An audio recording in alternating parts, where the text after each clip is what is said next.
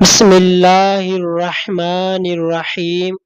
السلام علیکم ورحمۃ اللہ وبرکاتہ۔ ایک جادوگر نے اپنی توبہ کے بعد ایک عجیب حقیقت بیان کی۔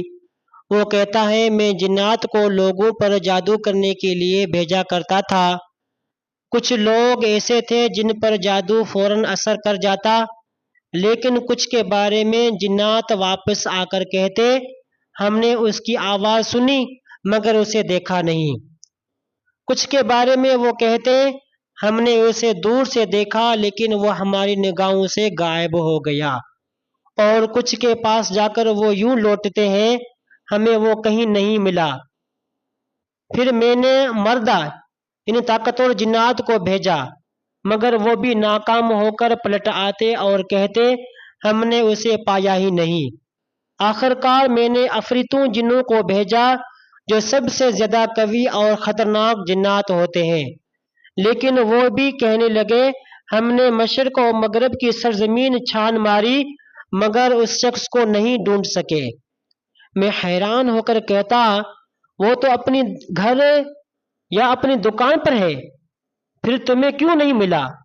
تو وہ جواب دیتے، ہم وہاں گئے مگر وہ ہمیں نظر نہ آیا۔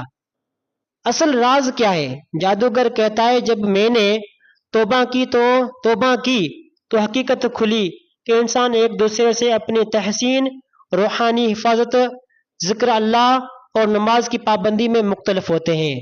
جو لوگ بالکل حصار نہیں کرتے ان کا شکار کرنا آسان ہوتا ہے۔ جو لوگ کبھی کرتے ہیں مگر غفلت یا نماز میں کوتاہی کرتے ہیں، ان کے بارے میں جنات کہتے، ہم نے آواز تو سنی مگر دیکھ نہ سکے۔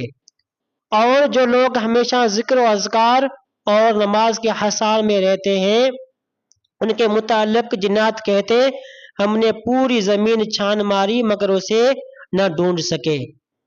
یہاں تک کہ اگر وہ ان کے بیچ میں رہتے ہوں تب بھی انہیں دکھائی نہیں دیتے۔ قرآن کی گواہی۔ اللہ پاک فرماتے ہیں، بنی اسرائیل آیت نمبر 45، اور جب آپ قرآن پڑھتے ہیں تو ہم آپ اور ان لوگوں کے درمیان جو آخرت پر ایمان نہیں رکھتے ایک چھپا ہوا پردہ حائل کر دیتے ہیں۔